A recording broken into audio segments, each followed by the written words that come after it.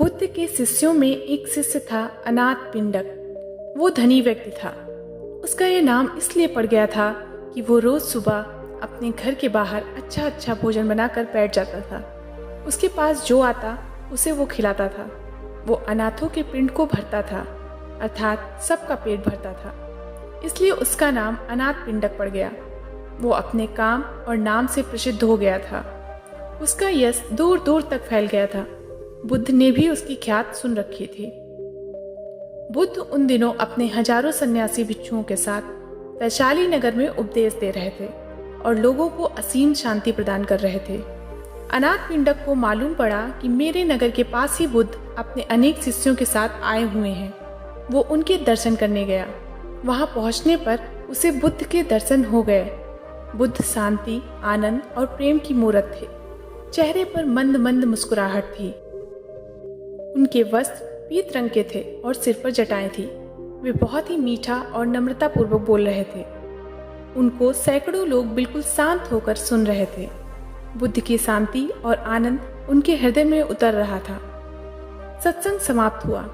अनाथ पिंडक करीब आया, बुद्ध के चरणों में नमस्कार किया और कहा, मैं अनाथ पिंडक हूँ। कहो, कैसे आए? मैं चाहता हूँ कि आप मेरे नगर में पधारें। वहाँ के लोग आपके धर्म उपदेश को सुनकर लाभान्वित हों और उनका जीवन आनंद से भर जाए। बुद्ध ने कहा, ठीक है, मैं आऊँगा, तुम व्यवस्था बना लेना। अनाथ पिंडक बहुत प्रसन्न हुआ। उसने पुनः बुद्ध के चरणों में प्रणाम किया और एक ओर बैठ गए। महाकश्यप बुद्ध के शिष्य थे। उन्होंने पिंडक को समझाया कि हम यहाँ पर हजारों भिक्षु हैं, तो किसी के घर में तो रुकना संभव नहीं हो पाएगा। इसलिए अच्छा ये रहेगा कि तुम किसी खुले बाग बगीचे में व्यवस्था कर लेना। हम जैसे लोग भगवान के लिए एक छोटी सी झोपड़ी बना लेंगे और हम भिक्षु उनके आसपास रुक जाएंगे। अनाथ पिंडक ने कहा, ठीक है, ऐसा ही होगा। वो अपने नगर लौट आया और अपने नगर में नजर दौड़ाई कि कहाँ कहाँ पर व्यवस्था हो सकती है। उसे एक बड़ा सुंदर बगीचा पसंद आ गया। वो उस बगीचे के मालिक के पास गया और उससे जाकर कहा, मैं आपका बगीचा खरीदना चाहता हूँ। मैंने बुद्ध देव को बुलाया है। उनकी सेवा के लिए मैं उनको ये बगीचा भेंट देना चाहता हूँ, ताकि वे यहाँ पर रहकर लोगों को धर्म का उपदेश देकर उनका जीवन धन्य कर दें। बगीचे का मालिक संत महात्माओं के प्रति श्रद्धा नहीं रखता था, इसलिए उसने साफ मना कर दिया। मैं तो बेचूंगा ही नहीं।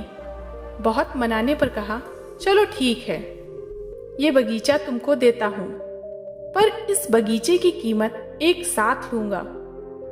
इस बगीचे की खरीदारी यूं होगी कि तुम जितनी जमीन पर सोने के सिक्के बिछा लोगे, मैं उतनी जमीन तुम्हें दे दूंगा।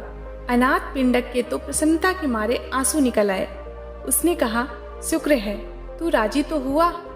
मुझे बुद्ध देव को यहाँ पर लाना है और इतनी बड़ी कीमत भी है, तो मैं ये कीमत भी दे दूंगा। अनाथ पिंडक अपनी सारी दौलत, सारा सोना बैलगाड़ियों में भरकर ले आया। उसने सोने के सिक्कों से सारा बगीचा पाट दिया, सोने की तह बिछा दी। वहां के लोग अनाथ पिंडक को पागल कहने लगे। इसने एक महात्मा के लिए अपनी सारी संपत्ति लुटा दी। लोगों को क्या मालूम कि संत, महात्मा और गुरु का सानिध्य कितना अमूल्य होता है। महात्मा बुद्ध 40 साल तक देश भर के गांव-गांव में जाकर धर्म का उपदेश देते रहे। उनका ये भाव था कि जिस आनंद को मैंने पाया है वो जन जन तक पहुंचे। शांति पाने का अधिकार सबको है। वे घर घर जाकर ज्ञान का दीपक जलाना चाहते थे। उन्होंने जीवन भर अनेक दीपक जलाए।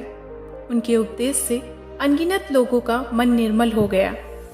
अनाथ पिंडक के मन में बस एक ही इच्छा थी कि मैं महात्मा बुद्ध का सानिध्य प्राप्त करूं, अपने नगरवासियों के साथ बैठकर बुद्ध देव का उपदेश जो अमृत है सबके साथ बैठकर पी सकूं।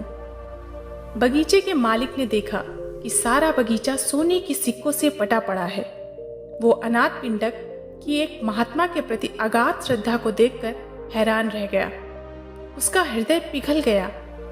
श्रद्धा की बुझी हुई ज्योति जल उठी। उसने मन में कहा, मैंने बहुत ही गलत किया है। उसने हाथ जोड़कर अनाथ पिंडक से कहा, आप इन सारे सोने के सिक्कों को उठा लीजिए। मुझे धन नहीं चाहिए। इस सारे बगीचे को आप मेरी ओर से उपहार समझ लें। अनाथ पिंडक ने कहा, अब तो वचन हो चुका है और अब मैं अपने वचन से नहीं गिरूंगा। अब तो तुम सारी स्वर्ण मुद्राएं उठा लो, मैं इस धन को स्वीकार नहीं करूंगा। ऐसा सुनकर बगीचे के मालिक ने अनाथ पिंडक के चरण पकड़कर कहा, आप मुझे माफ करें, मैंने आपके साथ जो व्यवहार किया है वो ठीक नहीं था। आज मैं पछता रहा हूँ और मुझे स्वयं पर ग्लानि हो रही है।